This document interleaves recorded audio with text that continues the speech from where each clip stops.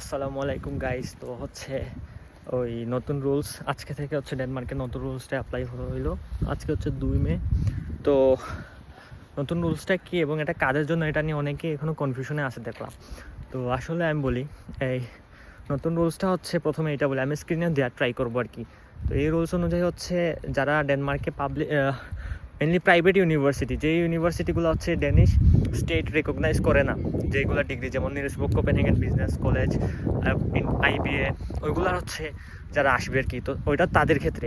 আরেকটা মিসকনসেপশন হচ্ছে যে অনেকেই আমি দেখছি আমাকে করতেছে যে ভাই কোপেনহেগেন ইউনিভার্সিটিতে কি সেম? আর কোপেনহেগেন ইউনিভার্সিটি আর কোপেনহেগেন বিজনেস কলেজ কিন্তু সেম না। যেমন বর্তমানে আমি ওই যে কোপেনহেগেন ইউনিভার্সিটিতে আসছি একটু দেখতে।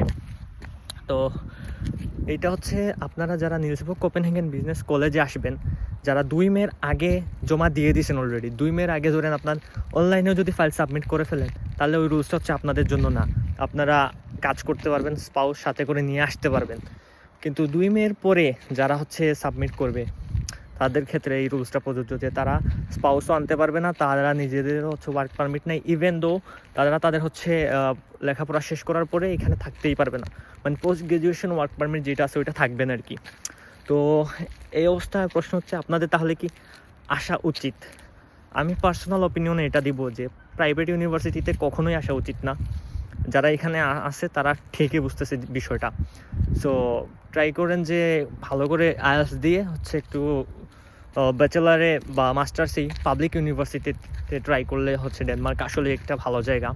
এটা হচ্ছে আমার দিক দিয়ে, কারণ আমি দেখছি যদি পাবলিক ইউনিভার্সিটিতে আপনি আসেন, কাজ করে আপনি সব কিছু ম্যানেজ করতে পারবেন, বাট প্রাইভেটে আসলে তার কাজই করতে পারবে না। সো আমি এটা কখনোই রিকমেন্ড করবো না যে দেশ থেকে আপনি টাকা আনেন, এনে হচ্ছে বিদেশে পড়াশোনা করেন আর কি।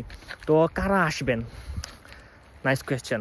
আমি বলি, যাদের হচ্ছে এটা বললে অনেকে গালাগালি করতে পারে, বাট আমি বলি যাদের বাংলাদেশে থাকতে মানে প্রবলেম, যারা আপনার কোনোভাবেই দেশ ছাড়তেই হবে, যে কোনো উপায়ই হোক আপনারা আসেন, প্রাইভেটে হোক, যেভাবে আসেন, প্রাইভেটে আসেন ডেনমার্কে, তার পুশ করে চলে যান।